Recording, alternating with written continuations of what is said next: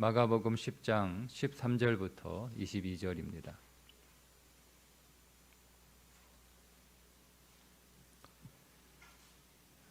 사람들이 예수께서 만져주심을 바라고 어린아이들을 데리고 오매 제자들이 꾸짖거늘 예수께서 보시고 노하시어 이르시되 어린아이들이 내게 오는 것을 용납하고 금하지 말라. 하나님의 나라가 이런 자의 것이니라. 내가 진실로 너희에게 이르노니 누구든지 하나님의 나라를 어린아이와 같이 받들지 않는 자는 결단코 그곳에 들어가지 못하리라 하시고 그 어린아이들을 안고 그들 위에 안수하시고 축복하시니라. 예수께서 길을 나가실새 한 사람이 달려와서 꿇어 앉아 묻자오되 선한 선생님이여 내가 무엇을 하여야 영생을 얻으리이까? 예수께서 이르시되 네가 어찌하여 나를 선하다 일컫느냐? 하나님 한 분 외에는 선한 이가 없느니라. 네가 계명을 안 하니 살인하지 말라, 간음하지 말라, 도둑질하지 말라, 거짓 증언하지 말라, 속여 빼앗지 말라, 내 부모를 공경하라 하였느니라. 그가 여짜오되 선생님이여 이것은 내가 어려서부터 다 지켰나이다. 예수께서 그를 보시고 사랑하사 이르시되 네게 아직도 한 가지 부족한 것이 있으니 가서 네게 있는 것을 다 팔아 가난한 자들에게 주라. 그리하면 하늘에서 보화가 네게 있으리라. 그리고 와서 나를 따르라 하시니 그 사람은 재물이 많은 고로 이 말씀으로 인하여 슬픈 기색을 띠고 근심하며 가니라. 아멘. 사람들이 예수님 앞으로 어린아이들을 많이 데리고 왔어요. 그러니까 오늘 본문에 나와 있는 이 한 번만 데리고 나온 게 아니라 그동안 계속 그 당시 위대한 랍비, 훌륭한 랍비, 훌륭한 교사가 있으면 그 아이들이 와서 그 랍비가 기도해 주면 좋아했어요. 그래서 그 당시 예수님도 훌륭한 교사라고 생각을 했기 때문에 사람들이 어린아이들을 여러 번 또 수차례 데리고 와서 좀 만져주세요, 뭐 기도해 주세요, 안수해 주세요, 뭐 이렇게 했겠죠. 그런데 그때마다 제자들이 예수님이 할 일도 많은데 애들이 와가지고 번거롭게 한다 이런 생각이 들어서 애들을 못 오게 한 거예요. 이미 그 전에도 예수님께서 어린아이를 소중히 여기라 이렇게 말씀을 하셨음에도 제자들이 그 의미가 무엇인지를 깨닫지 못한 거죠. 그러니까 이번에 예수님이 아주 노하시면서 어린아이들이 내게로 오는 것 막지 마라. 하나님 나라가 이런 자의 것이다. 이렇게 말씀을 하시면서 어린아이처럼 하나님 나라를 받아들이지 않으면 결단코 하나님 나라에 들어갈 수 없다. 이렇게 말씀을 하십니다. 근데 이 말씀이 무슨 의미인지 여러분 우리가 잘 모르죠. 그냥 우리는 어린아이처럼 착하면 이렇게 생각하는데요. 어린아이가 결코 착하지 않습니다. 어린아이들은 착한 게 아니라 약한 거예요. 약하니까 죄가 약한 거지. 그 어린아이가 착해서 죄가 작은 게 아니에요. 어린아이는 약한 거지 착한 게 아니에요. 그러니까 우리가 어린아이처럼 순수하고 착하면 하나님 나라 간다 이 말씀하시는 것이 아니라 그렇게 해석을 할까봐 뒤에 이어서 나오는 이야기가 한 사람이 마가복음은 이 사람을 부자라고 소개를 하고 있고 마태복음은 청년이라고 소개를 하고 누가복음은 관원이라고 소개를 합니다. 그러면 다 합치면 부자, 청년, 관원입니다. 그러니까 부자, 청년, 관원이 와서 예수님한테 꿇어 엎드려 어떻게 하여야 영생을 얻으리이까 이렇게 질문을 하는데요. 이 질문 자체가 이율배반적인 질문이에요. 왜냐하면 얻으리이까라고 우리 성경에 번역이 됐는데요. 이 얻으리이까라고 하는 단어가 제비뽑기라는 뜻이에요. 그럼 여러분 이 유대 사회에서 제비뽑기라고 하는 개념이 어떤 개념이냐면 가나안 땅을 분배할 때 제비를 뽑았죠. 근데 그 제비를 뽑아서 그게 자기들의 기업이 된 거예요. 그 기업이 계속 상속되어 가고 있는 거잖아요. 그런 의미의 제비뽑기예요. 그러니까 제비뽑기라고 하는 그 의미 안에는 내가 노력해서 받은 게 아니잖아요. 그냥 제비가 뽑혀진 거예요. 그 말은 은혜로 주어진 거고 선물로 주어진 거예요. 자, 그런데 뭐라고 지금 예수님한테 물어보냐면 무엇을 해야 거저 받을까요? 이렇게 질문하는 거예요. 이 질문 자체가 틀렸죠. 무엇을 해야 거저 받을 수 있습니까? 이렇게 물어보는 거예요. 구원이 하나님의 약속을 통한 하나님의 선택과 하나님의 약속을 통한 하나님의 선물이라고 하는 개념은 가지고 있는 거예요. 지식은 가지고 있는 거예요. 그러니까 우리가 다 구원은 은혜로 되는 거야. 하나님 나라는 돈으로도 못 가요. 힘으로도 못 가요. 지식으로 못 가요. 오직 믿음으로만 가요. 우리 다 알아요. 그런데 그렇게 알고 있는데 삶은 그렇지 않은 거예요. 이게 똑같은 거예요. 이 사람이 알고 있어요. 그 개념은 알고 있어요. 그런데 지금 엉뚱한 질문하고 있다는 얘기는 무슨 얘기냐면 이 사람은 지식으로는 알고 있는데 그러나 그의 삶은 그렇지 않은 거예요. 그래서 자기가 하나님 나라에 들어가기 위해서 율법을 열심히 지켰던 거예요. 그런데도 하나님 나라에 내가 들어가게 되었다, 들어갈 수 있다라고 하는 자신이 없는 거죠. 그래서 도대체 내가 언제까지 그리고 어디까지 얼마나 율법을 지켜야 뭘 더 해야 율법 말고 자기가 어려서부터 율법을 다 지켰다고 자신하니까 그러니까 율법을 계속 지켜도 그것으로 자신이 없는 거예요. 그러면 내가 이거 말고 또 뭘 더 해야 하나님 나라에 갈 수 있을까 이런 고민에 빠졌던 거죠. 그러다가 아주 훌륭한 잘 가르치는 위대한 선지자와 같은 교사가 나타났는데 그에게 가면 답을 줄 수 있겠다 싶어서 나온 거예요. 대단한 용기죠. 부자이면서 관원이면서 청년인 거예요. 이 정도 수준이 되면 그 당시에서 그래도 꽤 성공한 자리에 서 있는 사람인데 사람들의 시선이 있었을 거 아니에요. 쉽게 예수님을 만날 수 앞으로 나오는 일이 쉬운 일은 아니었거든요. 그럼에도 불구하고 이 사람이 이렇게 나와서 그 질문을 했다는 것 자체가 그러니까 예수님을 찾아왔다는 것 자체가 사실은 대단한 용기인데 예수님이 네가 계명을 안 하니 그러면서 이제 5가지의 계명을 말씀을 하시죠.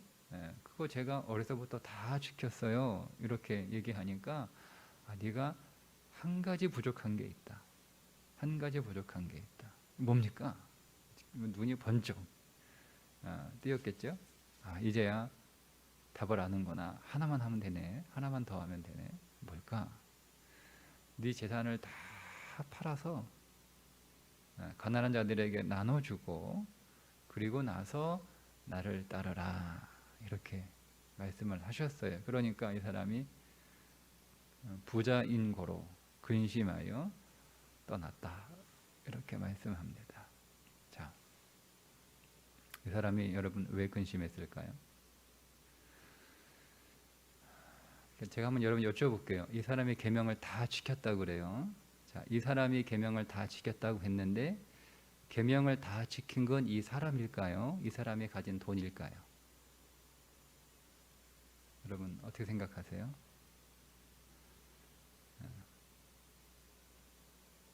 이 사람이 계명을 다 지켰다라고 볼 수 없습니다. 계명을 지킨 건 이 사람이 아니라 돈입니다.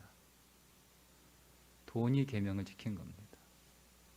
그러니까 여러분들이 말씀대로 잘 살았다라고 자신하신다면 그러니까 여러분들이 그 말씀을 잘 지킬 수 있는 어떤 상황이 되었기 때문에 그렇습니다. 어떤 사람이 말씀을 잘 못 지켰어요. 그럼 우리가 그 사람을 비난할 수 없는 게 그 사람은 그 말씀을 지킬 수 있는 상황이 안 됐기 때문에 그렇습니다. 배고픈 사람이 빵 훔치는 거, 배가 고파서 빵을 훔치는 거지. 여러분, 나는 배가 불러서 빵을 안 훔치는 거지. 여러분, 내가 남의 것 훔치는 그런 나쁜 사람이 아니기 때문에 안 훔친 게 아니에요. 나는 배고프지 않기 때문에 그렇습니다. 근데 나는 배부른 사람이 배고픈 사람한테 저거 나쁜 놈, 저거 빵 훔치는 나쁜 놈, 여러분 이렇게 말할 수 없다는 거예요. 왜냐하면 내가 그 말씀을 지킨 게 아니라 나의 배부름이 도둑질하지 말라라고 하는 말씀을 지켰기 때문에 그렇습니다. 그래서 자신할 수 없는 거예요. 제가 자신하다라고 전제를 붙였죠. 자신한다라는 말은 내가 지켰다는 뜻이에요. 그러니까 우리가 여러분 하나님의 말씀을 잘 지킬 수 있는 것은 주의 은혜예요.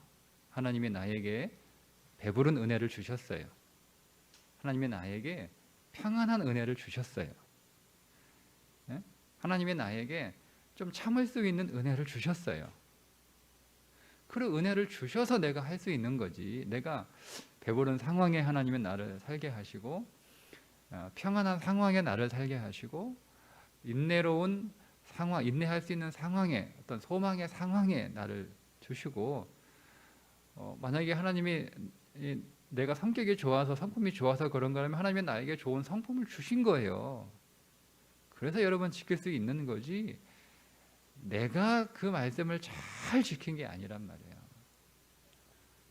그럼 이 사람이 왜 근심에 갔습니까? 돈이 아까워서가 아니에요. 그게 물론 그런 마음도 물론 있었겠지만 본질적으로 이 사람이 근심했다라고 하는 것을 통해서 우리는 뭘 알 수 있냐면 말씀드린 것처럼 이 사람은 자기가 율법을 잘 지킨 게 아니라 돈이 율법을 지킨 거였구나. 예수님 말씀은 뭐냐면요, 그걸 팔아가지고 가난한 자에게 주다라는 말은 네가 다 지켰는데 한 가지 이웃사랑, 사람들을 구제하고 사람들을 도와주고 하는 그런 게 부족하구나라고 말씀하신 게 아니라 가난해지라는 거예요. 가난해지라는 거예요. 너 가난해질 수 있어? 이 사람은 가난해질 수가 없는 거예요. 왜요? 그동안 자기가 부자였기 때문에 율법을 다 지키는 그런 삶을 살았거든요. 그러니까 가난해질 수 없다는 거예요. 자, 그러면 앞에 있는 말씀 다시 돌아갑니다. 어린아이는 가난하죠? 그죠? 어린아이는 가난하잖아요. 돈이 없죠. 힘이 없죠. 지식이 없죠. 지혜가 없죠. 경험이 없죠. 어린아이는 가난한 사람입니다. 그게 어린아이입니다. 그러니까 우리가 가난해지지 않으면 하나님 나라를 받아들일 수 없다는 거예요. 내가 가난해져야 하나님 나라에 들어갈 수 있다는 거예요. 가난한 자는 복이 있나니 천국이 저희 것입니다. 정말 가난해지는 거예요. 가난해져야 돼요. 그게 어린아이예요. 착해서 하나님 나라 들어가는 게 아니라 가난해져야 하나님 나라를 들어갑니다. 가난해져야 돼요. 그래서 이 가난한다라고 하는 것을 물질의 가난으로만 생각할까봐 마태는 심령이 가난한 자 이렇게 거기에 더 붙이죠. 그러니까 또 이걸 다 또 잘못 오해하면 마음만 가난하면 돼. 또 이렇게 생각할까봐 또 누가는 가난한 자는 이렇게 얘기한단 말이에요. 가난한 자는 진짜 가난한 거예요. 그러니까 여러분 우리의 가난은 마음도 본질적으로 마음이 가난한 거예요. 본질적으로 마음이 심령이 가난한 거예요. 그 심령이 가난한 거는 늘 배고픈 걸 말하는 게 아니에요. 자기의 육신에 대해서 가난하는 거예요. 그 자기의 육신을 더 이상 의지하지 않고 그 육신을 신뢰하지 않고 그 육신을 자랑하지 않고 그 육신에 소망을 두지 않는 것이 가난하는 거예요. 그러니까 여러분 물질적으로 돈이 하나도 없으면서 가난하지 않을 수 있어요. 여전히 돈. 내가 돈이 있어야 돼. 내가 돈이 없어 이 고생이야. 돈이 문제야. 내가 돈 때문에. 이 사람은 가난한 사람이 아니에요. 그 사람은 부자예요. 돈이 많이 있어도 그 돈을 의지하지 않아요. 그 돈을 신뢰하지 않아요. 그리고 그 돈을 자랑하지 않아요. 그 사람은 가난한 사람이에요. 그 사람은 하나님을 신뢰하고 하나님을 의지하고 하나님께 소망을 두고 하나님을 자랑하고 있다면 그 사람은 가난한 사람이에요. 그러니까 여러분, 가난하다라고 하는 정의를 그 본질이 뭐니까, 여기서 가난하다라고 하는 것은 다른 말로 하면 자기가 죄인이라는 거예요. 가난하다라고 하는 뜻은 내가 죄인이라는 뜻이에요. 그러니까 이 사람은 스스로를 죄인이라고 생각하지 않죠. 어려서부터 율법을 다 지킨 사람이 어떻게 가난하다고 자기가 죄인이라고 생각하겠어요? 자기는 의인이에요. 그러니까 이 사람은 내가 더 어떤 의인이 되면, 내가 지금도 의인인데 여기에 뭔가를 더 추구하면 더 나은 의인이 되려면 뭘 해야 되나요? 이렇게 질문한 거예요. 예수님은 뭐냐면 너 죄인이어야 돼, 이 말이에요.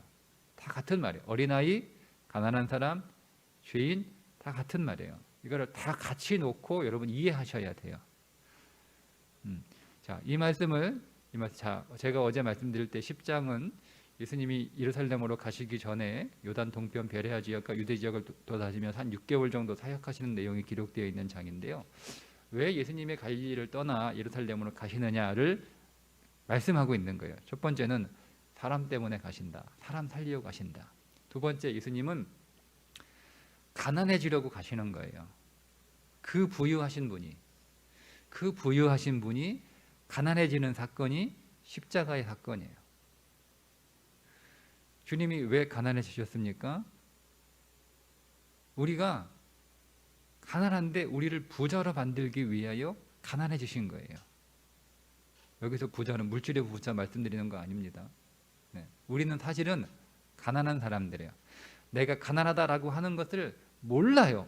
내가 가난한데 내가 가난한 걸 몰라요. 그러니까 이 부자에게 예수님이 말씀하신 건, 너 지금 부자가 아니고, 너는 돈 부자도 아니고, 너는 율법 부자도 아니고, 사실 너는 가난한 사람이야. 너는 가난한 사람이야. 근데 자기는 부자이거든요. 물질의 부자죠. 관원이니까. 세상의 부자, 직업의 부자, 혹은 뭐 권세의 부자죠. 청년이니까 젊음이잖아요. 젊은 부자죠. 힘의 부자죠. 그렇죠? 물질의 부자, 또 율법의 부자. 이 사람은 부자라고 생각하고 있는 거예요. 아니, 너는 가난한 거야. 자기가 가난한 걸 모르니까 물질적으로 가난해져 보라는 거예요. 내가 얼마나 가난한지. 내가 그동안 율법을 다 지킨 건 내가 지킨 게 아니라 돈이 지킨 거구나. 내 젊음이 지킨 거구나. 내 직업이 나를 지켜준 거구나. 나는 가난한 자구나. 그래서 하나님을 의지할 수밖에 없는 그런 존재구나. 이거 깨달으라는 거예요. 근데 우리가 그걸 몰라요. 우리는 부자인 줄 알아요. 다 우리는 가짜 부자야, 가짜 부자. 우리는 진짜 가난한 사람들이에요.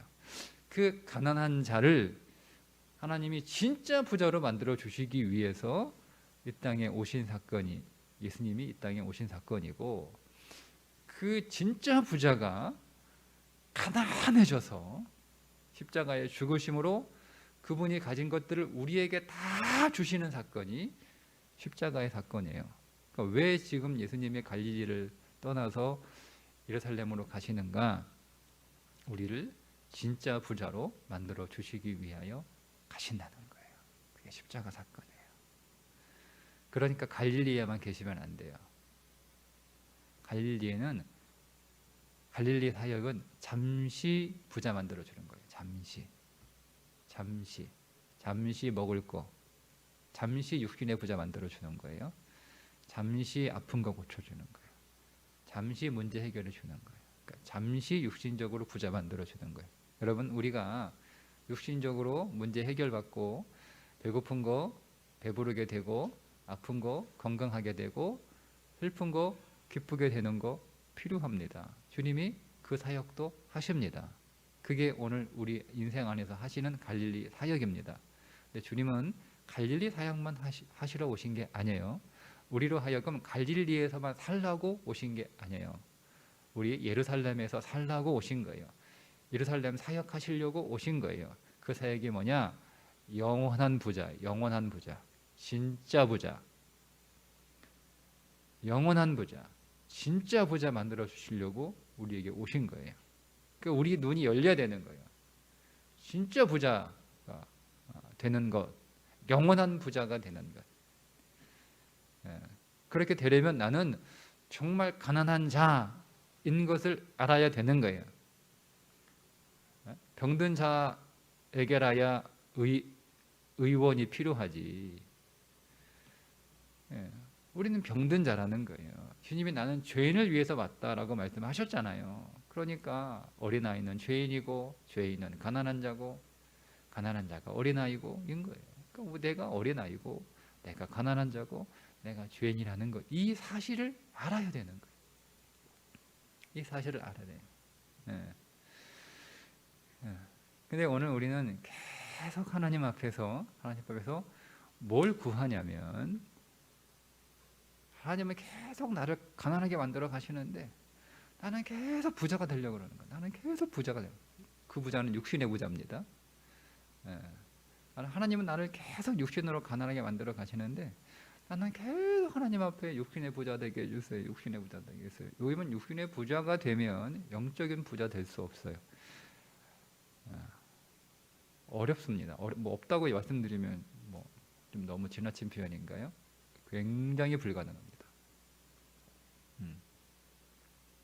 굉장히 불가능합니다.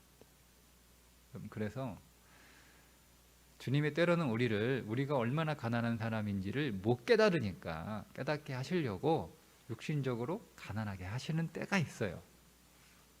그게 은혜인 거예요. 여러분, 이 사람은 근심하며 돌아갔는데 사실은 이 사람은 자기 재산을 다 팔아서 가난한 사람에게 나눠주고 자기가 가난한 자가 되는 것이 이 사람 인생에서는 정말 복이 되는 사건이에요. 근데 아무도 그렇게 생각하지 않죠. 자신도 그렇게 생각하지 않죠. 그래서 근심하고 떠나는 거예요. 그래서 우리는 근심하는 거예요. 내가 가난해지면 근심하는 거예요. 내가 돈이 떨어지면 근심하죠. 내가 몸이 아프면 근심합니다. 내가 내 뜻대로 뭐 우리 자녀들이 잘 안 되면 우리 근심하잖아요. 내가 힘이 없어지면, 뭐 사업이 안 되면, 뭐 직장이 잘 안 되면 근심하잖아요. 우리 근심하는 거예요. 여러분, 그 근심이 믿음 안에서 소망과 복으로 바뀌시기를 주님의 이름으로 축복합니다. 그 믿음이에요. 믿음. 하나님이 나를 지금 이렇게 가난하게 하시는 이유는 내가 부자인 줄 알고, 내가 의인인 줄 알고, 내가 장성한 어른인 줄 알고 그렇게 착각하고 있어서 깨닫게 하시려고. 내가 주님 앞에 정말 가난한 자가 되어야 내가 주님 안에 있는 모든 것들을 다 내 것으로 삼을 수 있는 진짜 부자가 될 수 있는데, 내가 가짜 부자에 빠져 있어서 진짜 부자가 되는 일에 실패할까 봐 하나님의 나를 잠시 육신의 가난에 두시는구나 라고 보시면 정확합니다. 아니, 주님이 뭐 이 사람 가난하게 만들어가지고 뭐 덕보는 게 뭐가 있다고 이 사람 뭐 그렇게 갑자기 뭐 한순간에 가난한 사람 되라고 하셨겠어요. 네가 정말 원하면요, 정말 네가 하나님 나라를 원하면, 그 하나님 나라가 누구예요? 그 예수님 바로 코앞에 있잖아요. 나를 따라오라는 거예요. 따라오라는 거예요. 그래도 제자들이 다 버리고 주님 따라갔잖아요. 제자들이 뭐 그들이 뭐 더 부자가 되려고, 물론 그들의 마음의 동기는 맞아요. 세상적으로 더 부자가 되려고, 더 출세하려고, 더 잘 살려고, 더 성공하려고 예수님 따라갔던 것 맞아요. 근데 그들이 비로소 성령을 통하여 비로소 깨닫게 되죠. 성령이 임하니까 육신으로 가득 찰 때는 이 육신밖에 안 보이는 거예요. 그게 전부인 줄 알아요. 그러나 그 영이 임하니까 육신이 완전히 처리되고 영이 쫙 많이 임하니까 그 눈이 확 열려서 하나님 나라를 보는 거예요. 보는 거예요. 보니까 이제는 뭐 베드로든 야고보든 뭐 겁이 없죠. 세상 두려울 게 없는 거예요. 왜? 이미 다 가졌으니까. 부자들은 세상 무서울 거 없잖아요. 그죠? 세상 부자들, 뭐 세상 부자들, 세상 돈 부자들 무서울 게 없잖아요. 그 사람들은 온 천하에 완전 유아독존 아닙니까? 그죠?